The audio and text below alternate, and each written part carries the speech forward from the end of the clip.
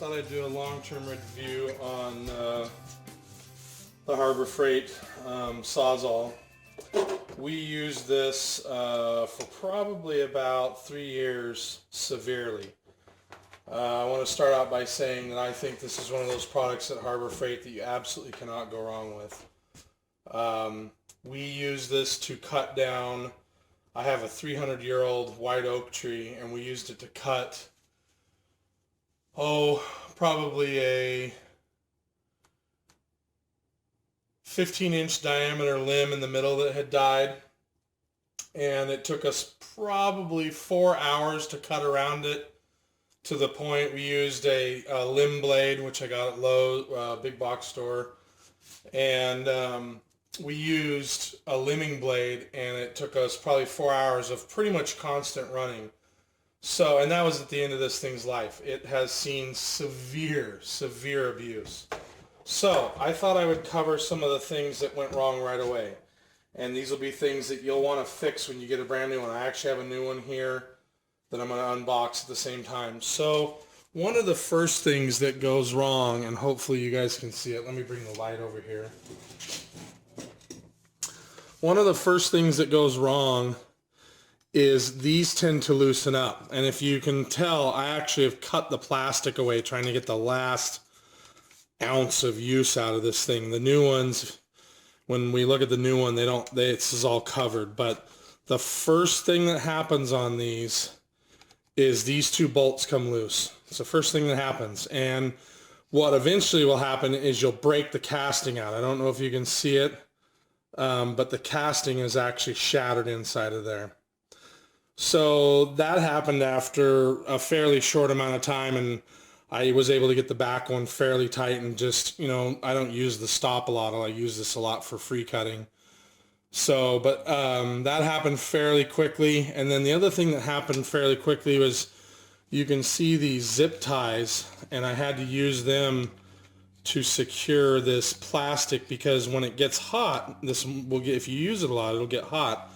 The glue that they hold this cover on with is crappy glue. Now, if I had it to do over again, like I'm going to do on the next one, I would actually pull the cover off, get some sort of contact cement or something, and I would actually stick this on better. I would use a better glue. So I'm going to actually pull it off. I'm going to use contact cement, but I'm going to slip it on while the contact cement is still wet and allow the contact cement to dry underneath. Normally you let contact cement dry and then attach the two pieces. I'm going to do it a little differently. But yeah, this thing we had to zip tie pretty quickly. At the very last, what happened, and I've got it laid out on the table. So this cover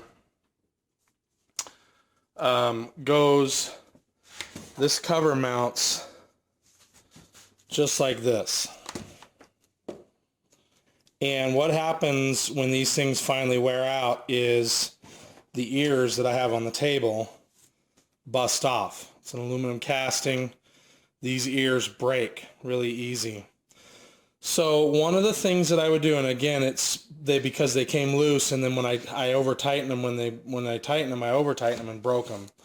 But they're really easy to break because they stick off and they're thin.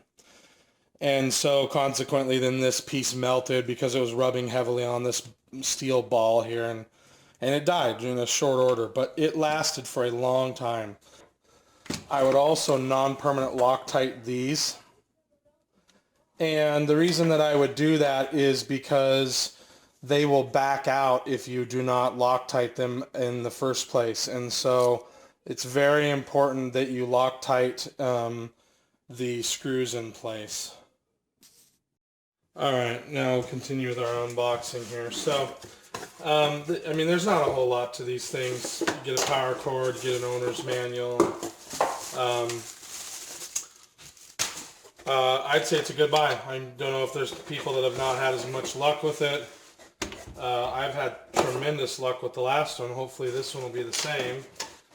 It looks like they changed it. So let's see here.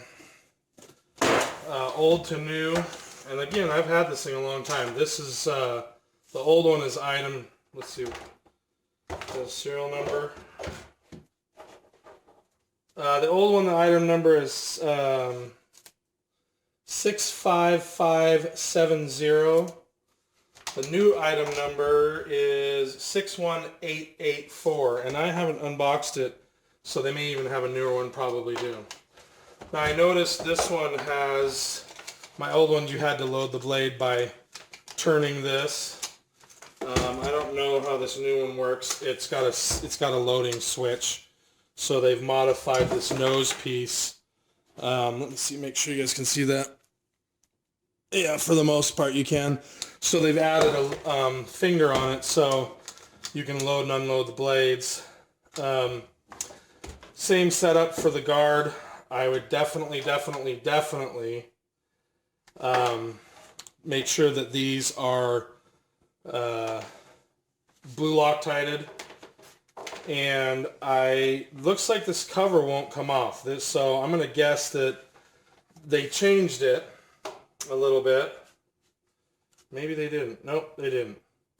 So it depends. If I can slide this cover off and get to those screws on top, I will. If I can't get it off, I may not be able to get it off because of this new locking thing they've got, then I will leave it, and if it starts to move around, I'll deal with it then. But it's got the same setup as far as you can turn the handle either direction for cutting right or left. It's got this one has, I guess they both have the safety switch, or this keeps this trigger on. They've made it a little more square handled, made it look more futuristic or whatever, but like I said, I've had really good luck with these, and would recommend them all day long over $200 DeWalt Sawsall that, this is a tool that you thrash. It's not like you take care of a Sawzall. These things are usually used when you need to cut something that you've screwed up on. So, you're trying to hack through a wall. And so, this is the one tool that I have absolutely thrashed, and I would buy these all day long because they get dropped and bent, and I've sawn through an electrical, live electricity, and it, fry the motor. So I've hit, nails, plumbing, everything with these things. So I hope that helps somebody. Thanks.